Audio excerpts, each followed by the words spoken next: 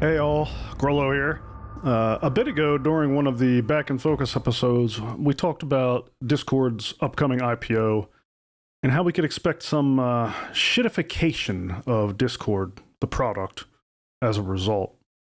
And during that episode, we touched ever so briefly on some of its competitors and some of the different approaches they take. Well, today we're going to dig into all of that further and look at some of the architectural choices, technical realities, and all of that behind these products. And by the end of this, despite Discord's overall dominance of many social aspects in gaming, you should see why Discord is not enough in many situations. First, let's walk through an abridged version of gaming communication history. This alone could probably be a whole video, and so I'm keeping it brief and highlighting mainly the things that matter to this video. Okay, so we start by traveling the whole way back to 1988. This is the year IRC made its debut, and a lot of people likely didn't use it till much later, but for quite some time, IRC was the mechanism for coordinating groups of gamers. Now, moving along, in 1994, Roger Wilco landed. This is worth noting because, to my knowledge, it was the first semi-widely used voice service, mainly used for FPS games at the time, and it was an accomplishment given that it worked on dial-up alongside the bandwidth consumed by the game that you were playing. Not easy. I couldn't imagine the tricks of the trade that were employed to pull that off. Now, I never ran it myself. I assume that given the constraints that it was working within, that it sounded like crap, but hey, it was probably better than nothing, given the number of people who used it. Now, in 1998, everyone's favorite Ventrilo popped onto the scene. This platform really caught on. It was a staple in the MMO scene. Every guild I knew in the early 2000s had a Ventrilo server. But then 3 years later, in 2001, TeamSpeak emerged. Now, it competed directly with Ventrilo. There were a lot of similarities. TeamSpeak had many advantages, but not enough glaring ones to get most MMO guilds to move, at least right away. Now, over time that changed, but it took a while. A few years later, after TeamSpeak launched, in 2003, Skype landed. To my knowledge, it never really did as much for guilds. I don't remember any guilds really using Skype as much of a platform, but I think it did find some use in smaller scale gameplay. I remember a lot of WoW arena teams using it, for example. Now, 1 year after Skype hit, though, in 2004, another titan entered the scene, and that was Mumble. You either did or didn't know a whole lot about Mumble. Mumble, it was full open source and provided support for positional audio in supported games, which was something none of the others really did that I'm aware of. Mumble, it really took off in certain communities. EVE Online, for example. I think Mumble dominated over there. I know some orgs use TeamSpeak, but a lot of your largest orgs definitely used Mumble. Orgs and alliances over in EVE Online got quite large, and having the ability to deploy and scale an open source voice platform that didn't have a headcount cost was very likely quite appealing. On top of that, it had an API that could be integrated with org infrastructure, which in EVE could get quite complicated. Information security was a big deal in EVE. Now, after Mumble debuted, the space continued to grow, but new entrants were less noticeable or less impactful for quite some time. Mumble and TeamSpeak and Ventrilo, they all continued to grow. Eventually, Ventrilo started to fall off. And all these voice platforms really, for the most part, supplanted built-in game comms. You never really saw those take off. I mean, there might have been some one-off games where they did, but especially in the MMO scene. This is possibly less true in other types of games, but I wouldn't know because I don't play other types of games. But definitely this time, like during this time where like Ventrilo and TeamSpeak and Mumble, they were all kind of growing their audience. VoIP in general was also taking off for home phones. Remember things like Vonage or Call Vantage. Some of your big, large home telephone providers were experimenting with VoIP, new VoIP providers popping onto the scene, and also on our mobile devices, right? Like this was during the time that iPhones and the like Android devices were taking off. Video conferencing at work was starting to take off. Consoles began integrating the capabilities. You know, in 2013 and 2014, the PS4 and Xbox One launched, both with VoIP built in and kind of integrated throughout the system. And then in 2015, just a year or two after those, Discord launched. When it launched, it had the tagline, "It's time to ditch Skype and TeamSpeak." Literally, that was its tagline. And people listened. Discord went from nothing to over 150 million users in 2024. Along the way, it played it smart. Discord took text chat seriously right off the bat. It was more than just a voice lobby. Before Discord exploded, believe it or not, IRC was still widely used for this purpose.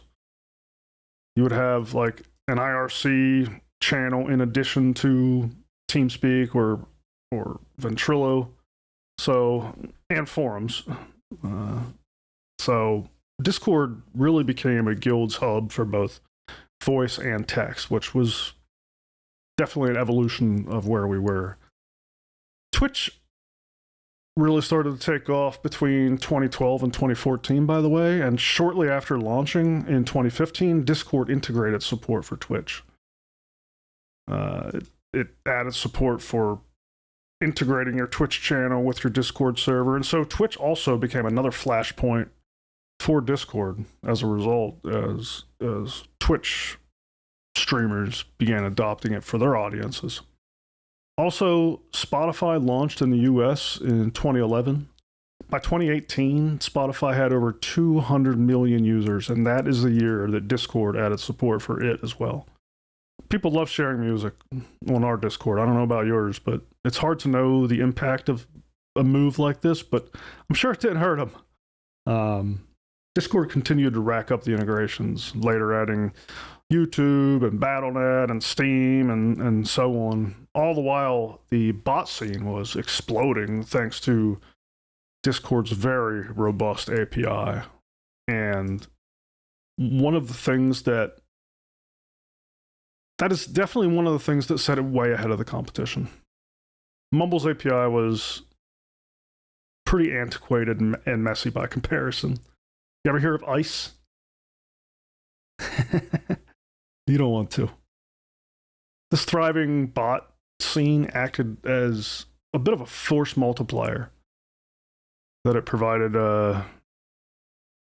Discord server operators everywhere with like a never-ending supply of tools for further customizing the user experience of their server, bringing each server to life kind of in its own way, for better or worse. I'm sure you've experienced what I'm talking about. But regardless, server admins could not get enough of it. And this was definitely a change from the old TeamSpeak and Ventrilo days. I never used Mumble much, so I can't speak to it, like whether there was a thriving public ecosystem there. I know there was a lot of private work that went into Mumble configurations, but as far as the public scene, I don't think it was anywhere near as robust as Discord. So that pretty much catches us up and how we got to where we are. In the 10 years since Discord launched, it's only gotten bigger. Remember the PlayStation 4 and Xbox One with their own VoIP offerings? Yeah. All the consoles just integrate with Discord now. Except for the new Nintendo, I guess. But it sure looks similar. Funny, huh? And now we have this new Discord social SDK, which we talked about briefly in the video I mentioned earlier, in which we talked about Discord's IPO. This is definitely another move to fuel more growth and further cement Discord into the fabric of our world. And it's not that nothing else happened in those 10 years, but it's all been fairly inconsequential. 3 years after Discord launched, Steam launched its own voice chat. Anyone use it? I never have. Not once. In 2020, Element launched. Element's interesting. It runs on the open source Matrix protocol. If you've never really heard of that, go look into it. It's neat. And it seems cool, but again, is anyone using it? I hope eventually people do. I really do. Like, there's a lot of value behind our tooling running on open source protocols and principles. Like, I could go on a rant about this, but the privatization of protocols like this, I think it can be very detrimental. Like, we would have never had the internet that we have today if it started that way. The internet, in a lot of ways, was an explosion of like open source, open principles, open ideas, open standards. You know, prior to the internet, we had vendor locked-in online networks. Remember AOL, CompuServe? Like, there was all these companies that were working towards a proprietary online ecosystem that they controlled, and the internet was really like it just broke the stranglehold all those companies had on things. And if you think about what makes the internet today, things like your web browser, which runs on the open HTTP protocol, IRC was an open chat protocol, SMTP and POP and IMAP, these are all things that still power email today. DNS, DHCP, like there's so many open source specs and tools and things that go into making the internet what it is today that I would love to see that continue to grow and expand into emerging applications like gaming voice platforms. But that's not where we are right now. Now, in 2021, Gilded launched. Gilded looks like a Discord clone with some extra widgets. Like, it has calendars and that kind of stuff in it, but kind of like TeamSpeak versus Ventrilo, it just doesn't quite have enough to move the needle, right? It's not getting people to jump ship from Discord to Gilded just because it has a little bit more functionality, which honestly, Discord server operators are just overcoming with bots anyway. So I think in this case, like, Discord's API is acting as sort of a moat. Like, because all of these bots that people are using to add all this functionality to their Discord servers, it's not as simple as just pointing that to Gilded's API, I would imagine. Like, divergences and incompatibilities are going to happen and so on and so forth. API keys and authentication keys differ. Now, I understand Gilded kind of runs atop.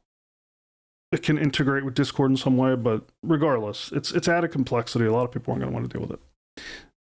Not to mention, it's just freaking hard to get people to download anything, set up an account, learn the ropes. I'm actually not sure why this is. Do you? Do you like have any thoughts there? Like, what's your perspective or take on this kind of thing? Like, 20 years ago, people felt eager to try new things. Like, oh, a cool new voice app? Yeah, let me try it. Right? Now it's more like, ugh, not another app. I don't know if it's app fatigue, maybe something we should attribute to the mobile app explosion in the 2010s, or the proliferation of platforms that just watch our every move, or some combination of a bunch of things. But people have definitely grown and gotten more reluctant to evolve their tooling, which is great for companies like Discord and Facebook. Not so great for the upstarts.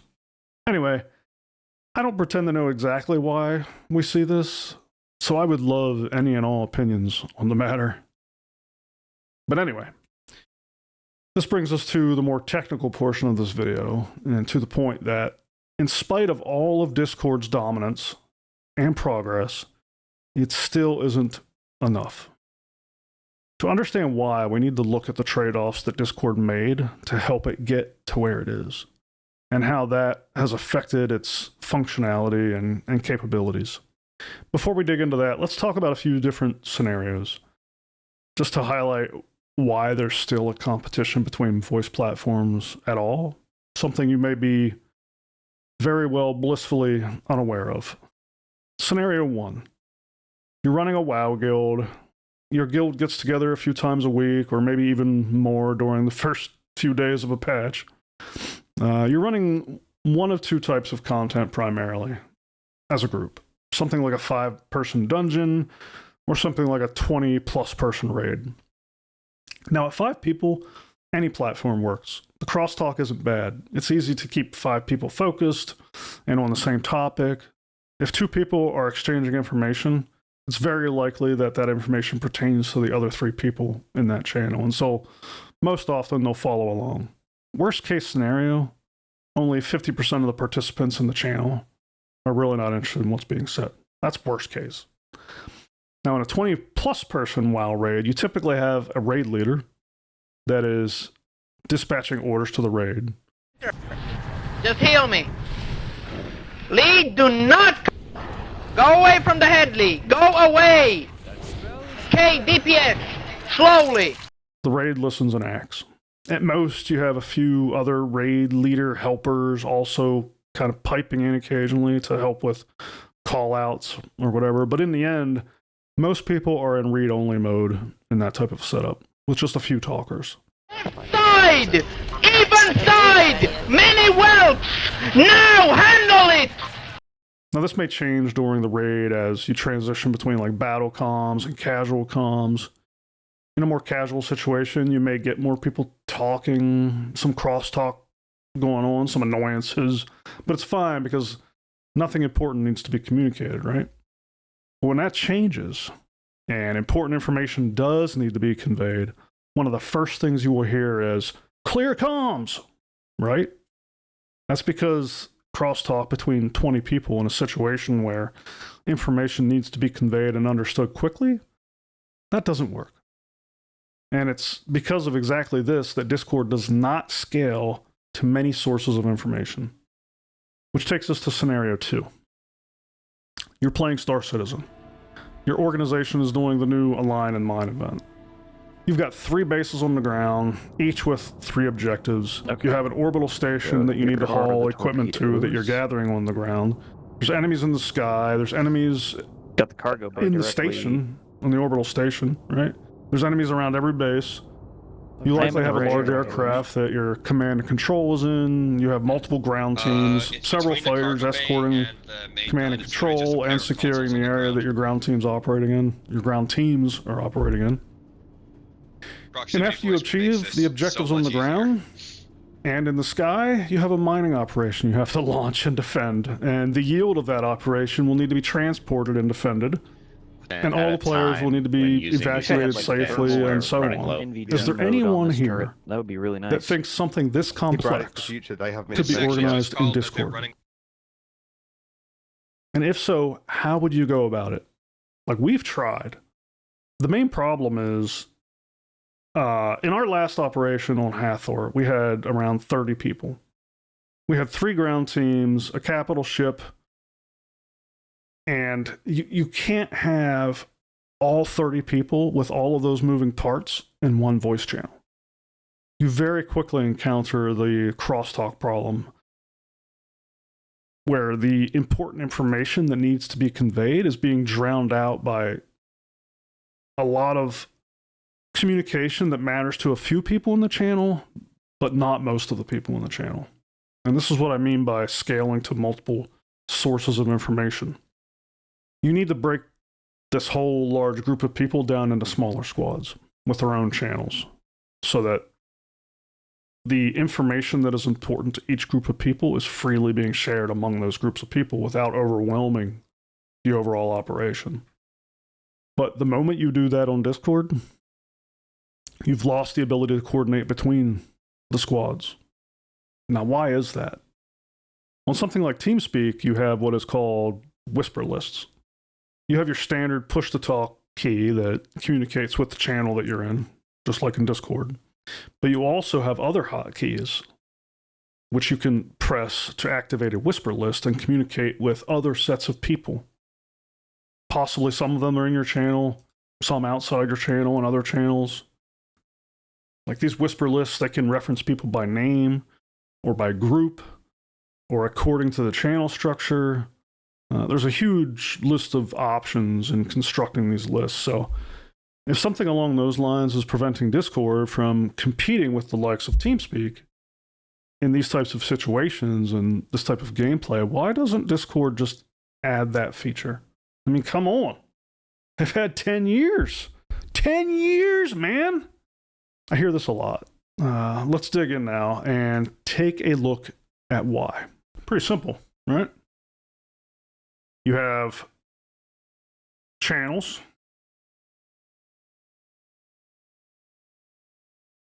You have users. Those users connect to the server. All the channels that those users could possibly want to join are on that server.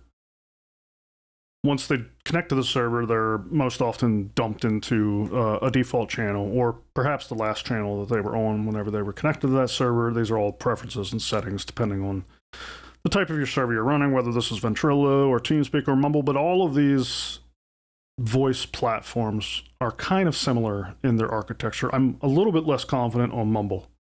So if I'm wrong about Mumble, please chime in the comments, let me know. I don't pretend to be an expert on Mumble. But as far as I know, it is similar to TeamSpeak and Ventrilo in its architecture and scaling properties and how it leverages hardware. Now, a user can be, like Discord, that can be in one channel at a time per connection. Now, this is for TeamSpeak. I'm not sure if this is true for Ventrilo. I'm going to stop talking about Ventrilo and TeamSpeak and Mumble separately. I'm going to focus on TeamSpeak's properties because that's what I'm most familiar with, but extrapolate that as you may for whatever interests you. So, in a TeamSpeak server, I'm connected to the TeamSpeak server. I am in one channel. One interesting thing that TeamSpeak allows is I can connect to the server multiple times. I can clone my connection, and each of my connections can be in a different channel, and I can be listening to all those channels at once. That is a property of TeamSpeak that you can't do on Discord.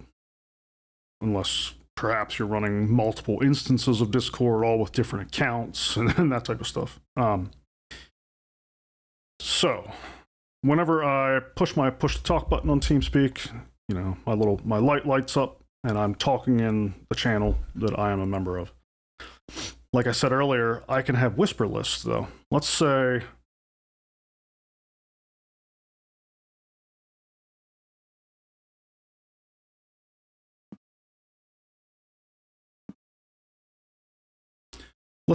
this is me. I'm connected to the Group 1 voice channel. I'm the circled person in that channel. There's another person in that channel with me, and there's a couple people in the Group 2 channel. When I push my push-to-talk key, the other person with me in the Group 1 channel hears me.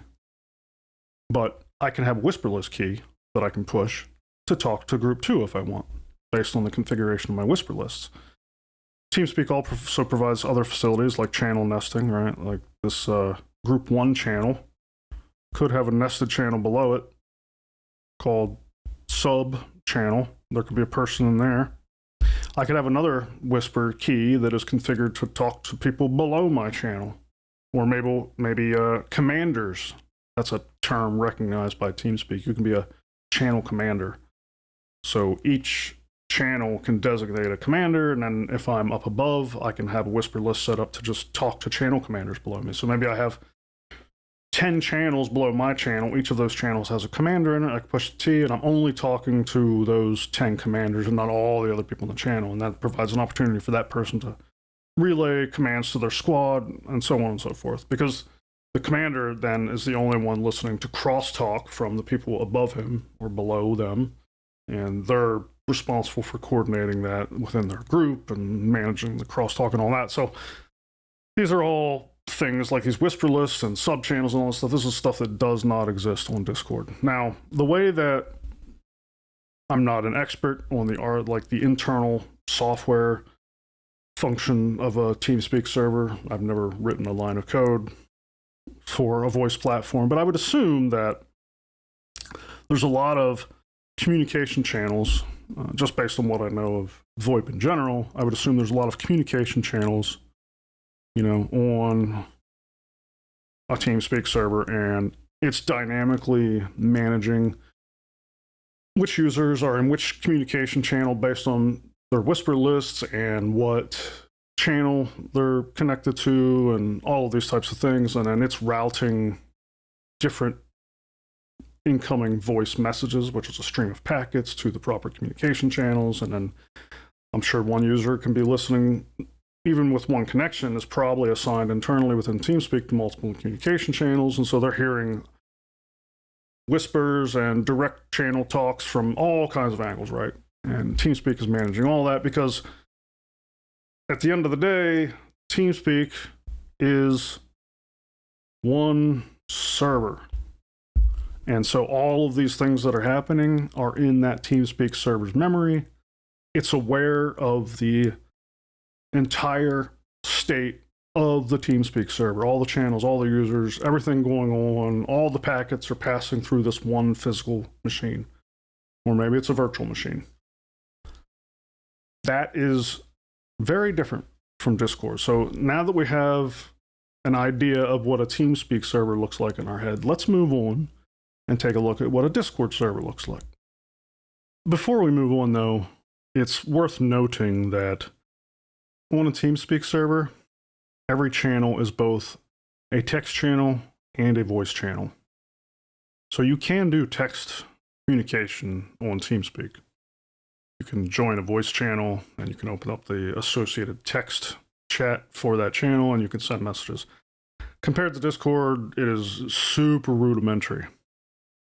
There's no inline images, there's no reactions. I mean, it's very bare bones, much like IRC. Now, if you've been following the news or my last video, TeamSpeak 6 did launch in January and they are progressing on that. So in TeamSpeak 6, it's very much the same where a voice channel is a text channel. There's no difference between them. Every channel is both. But they are beginning to add things like image embedding, reactions, I believe, are on there. They're even doing screen sharing in TeamSpeak 6. So some of that functionality is coming. It's still a long ways off from where Discord is today, but I just wanted to note that before we move on. Okay.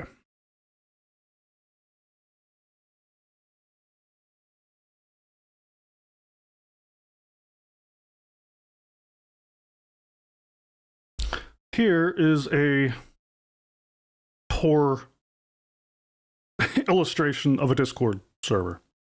The primary difference so far, just what we're looking at here, is that it differentiates between text and voice.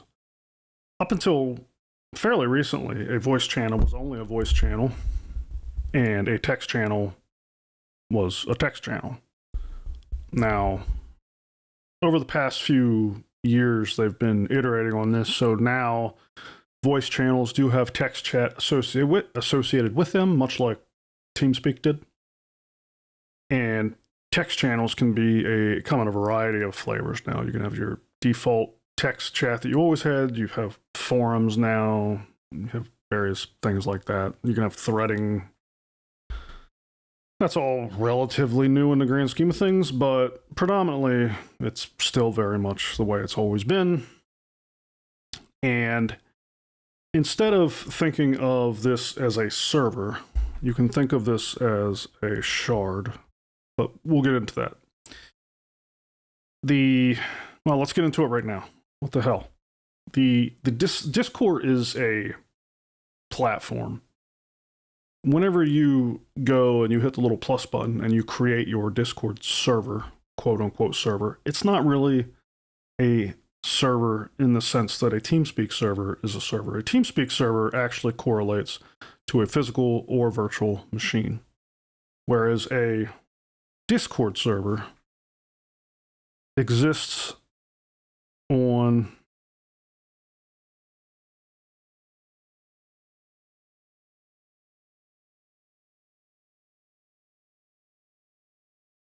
Discord platform exists as a fleet of servers. And when you hit that little plus button and you create your server, what you're really creating is an organizational unit, a logical grouping. You're not creating anything physical. You're not spinning up a new server. You're not doing anything like that. What you're really doing is you're creating an entry in a database somewhere that exists as part of the Discord platform. You're writing a little entry in there, and this is your server or guild. I actually call them guilds. If you're familiar with the Discord API, it's called guild all through the API. But you've created your guild in the Discord database. That is an identifier assigned to you, and that is what's used to logically group resources that you create on your server. Now, whenever you create your guild, that guild ID is going to be assigned to a shard, which exists on a server within the Discord platform and its cluster of servers. Now, a given shard could actually be multiple servers, but they're going to be mirrors of each other most likely. So, like, the shard that your guild is assigned to might be 3 actual physical machines, all replicas of each other, so that if one fails, one of the other ones is promoted and nobody sees anything lost. Your guild is assigned to a shard with many other guilds. These are going to be relatively large shards running many guilds at a time on them. But your shard most likely will not change, barring Discord changing its infrastructure over time. It's going to be assigned to one, and it's going to kind of stay there. Now, if your guild sees explosive growth and you get tons and tons of new members, I'm sure that Discord has facilities for rebalancing and moving your logical grouping of resources to another shard. But for the most part, all of your member list, your text channels, your permission lists, all of the things that predominantly make your Discord server will live on that shard. That shard will handle client calls that interact with all of the resources that you've created. When somebody sends a message to a text channel, that shard will handle it. When somebody browses your member list, that shard will handle that request, and so on and so forth. So far, it sounds pretty similar to TeamSpeak. Now, where this drastically changes, though, is whenever it comes to voice. Whenever you connect to a Discord voice channel, you are not connecting to your shard. Now, you may be dispatching some kind of an RPC command or something like that to your shard whenever you select the voice channel that you want to join, but it's going to direct you to one of its many voice nodes, which are WebRTC compatible nodes. And so on top of this, or as part of, depending on how you want to look at it, this Discord platform is an army of voice servers. My circles suck, but we have all the shards that handle all of our important Discord structural information. We have a fleet of voice nodes, which are ready and waiting for users to connect to them. So that whenever I select the group 1 channel in our Discord server, I'm actually redirected. My client is directed to make a voice protocol connection to a selected voice node server. So whenever I connect to this voice channel, it's going to return instructions to my Discord client that says, we have chosen this node to service the voice 1 channel on this server. So my Discord client This is my Discord. Now establishes a voice protocol connection, WebRTC, to that node. Anybody else that clicks on that voice channel is also assigned to that node. So if we have 4 users connecting to that voice channel, they are all connecting to this WebRTC node up here. Now, when somebody comes in and connects to voice 2, a different node is selected. Maybe this node is selected to handle that. So these clients connect over here. So voice channel 1 is handled by that node. Voice channel 2 is handled by this node. When I say node, I'm talking about different containers or virtual machines or whatever infrastructure Discord uses. I don't know what that is, but there is definitely a process, likely a machine level boundary between these nodes so that they are completely unaware of what is going on within one another. They only know about what's going on for the users in the voice channels that they are hosting. I don't know if one of these nodes is dedicated to a single voice channel or if these nodes handle multiple voice channels. I have no idea.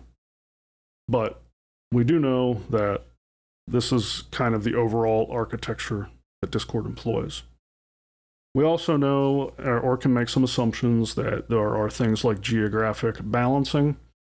If you've ever administered a Discord server, you know that whenever you do create, or if you look at the properties of a voice channel, you can select things like default region. So you can say this voice channel defaults to US East.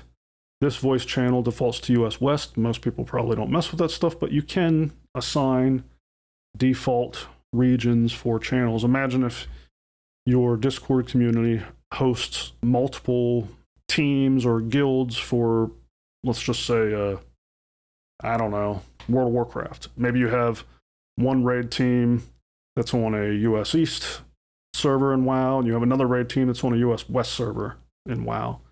And you could give each of those teams their own channels in Discord, call one US West, one US East, and set the default regions so that whenever people connect to those voice channels, Discord by default chooses a node, a voice node that is in that region, so that people get the lowest latency possible to their voice node. I also believe that Discord will also automatically migrate many connections to another voice node if it detects users are connected from distant regions. So if you have a bunch of users connecting from US West to a US East voice node, I believe that Discord monitors and will pick this up and will migrate those users to a US West node if it makes the determination that it's worthwhile.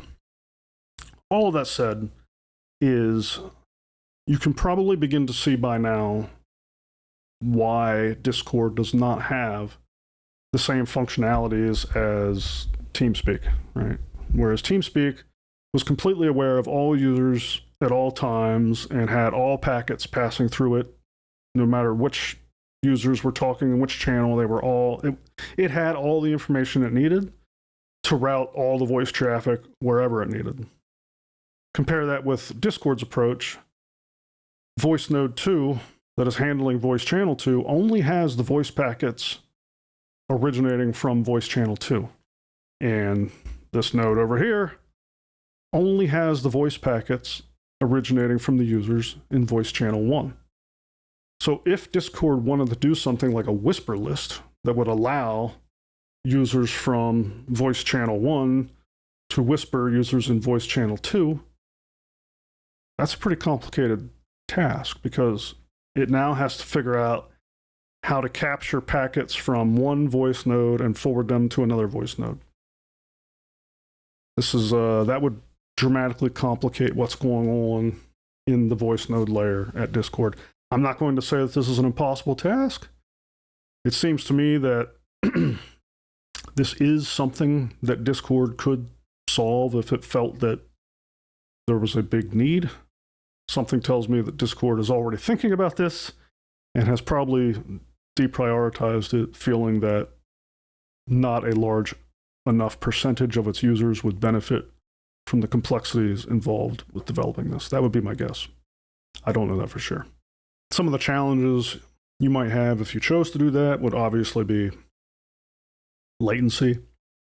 We've already talked about the possibility of within one Discord, you could have users in US West in a voice node over there. You could have users in US East in a voice node over there. You could have users in EU in a voice node over there. So any attempt to create whisper lists could be facing very dramatic latency challenges. Those are all problems that you don't have in TeamSpeak because you have one physical server that everybody's connected to. And you can also see how things like channel nesting would not be of immediate benefit to Discord either. I've heard people ask that, like, could Discord implement some kind of channel voice nesting? But if they did that, you would most likely be experiencing the same thing. One optimization they could make, maybe, is that all users in one tree, like if you had a root voice channel and you had sub voice channels below that, perhaps Discord could do something where that entire voice tree was co-located on one voice node. And if they were able to do that, then they may be able to implement some of this functionality where you could have some communication happening between channels, because then all of the voice packets and information that it would need to do cross-channel routing would be on a single voice node. Their architecture may not be well suited for that right now, and like how they make decisions about how to direct voice channel join request to a voice node, that may be quite a bit of work to even pull that off. And I know Gilded, which is very, very similar to Discord, we've already mentioned that. It even has Discord integrations. The interface is so similar, I feel like it might be Discord, just like an I don't know. I don't know enough about Gilded to really comment on that well. So if you know, leave me a comment, let me know. But I know Discord does have voice channel nesting, and I think it does have some support for cross-channel communication. And so I wonder if one of the optimizations they've made is exactly what I've just talked about here, and making sure that those voice trees are co-located on a single voice node. That would be interesting. If you know, I would love you to share the information. And that's kind of that. And so I hope this was useful or interesting, or at the very least a fun jaunt down memory lane. I hope it's clear why a Discord server is not a server, why a TeamSpeak server is. I know for many people, Discord has become synonymous with game comms, but I hope this helps you to reflect and realize it has not been pure progression. Things rarely are. You know this is coming. We've made a set of trade-offs along the way. We've gained and we've lost. Yes, we can easily scale the number of users connected to a server now, and we can create servers with much greater ease. And we have an API, an amazing API that enables us to do a lot of amazing aftermarket things on those servers. But we have definitely lost a lot of functionality when it comes to voice routing. And so that's at least one big trade-off that does affect the games we play and will play. Have Schecter in the shuttle now. Mark, do you want to give someone from Nugsy Squad a lift to help them man those things? Manning what? Oh yeah, I'll see the got fire. a- It's fucking taken long. I'm now. out. I've got another Hornet on the ground. I'm going to deal with It it. is dead. It's in a soft death, but we want to fully kill it to get it off the radar. We need the ballistas, man. We didn't have anybody. It's not on my that ship to radar man. anymore. It is. You are nice. We're going to ferry someone from... It'll blow up. It'll make a Squad very 2. spectacular boom when it goes off. You're ferrying someone from PF2, need a shuttle to go there to get him? You're on my radar though. You're red. If there's one free, sure. Of course, I will be. Okay. I know even in our community, we often get looked at strangely when we mention using TeamSpeak for an event or an operation. But I hope this helps explain why we make that choice at times. You know, we just use the right tool for the job. Of course, we have a large Discord presence, and we'll use it when and if it suffices. But when it doesn't suffice, we'll use TeamSpeak. And if that doesn't suffice, we'll look at something else. But so far, we have not had to do that. And that just opened the door for a quick plug. If you are looking for a community that takes things like comms seriously and is always ensuring that we're using the right tool for the job, go visit unhinged.gg in your browser. I have no doubt you'll be able to follow the links and easily find your way from there. I hope to see you in, well, anything. Discord, TeamSpeak, the comments below. Pick your poison. What about you and your group? What do you all use? Anyone use non-Discord things? Or does Discord suffice for you? Are you worried about the impending shitification when Discord goes public? Do you have any backup plans? I'm very interested in all of this stuff, and I would love to chat about it below, so I will see you there. But until then, take care, and Grollo out.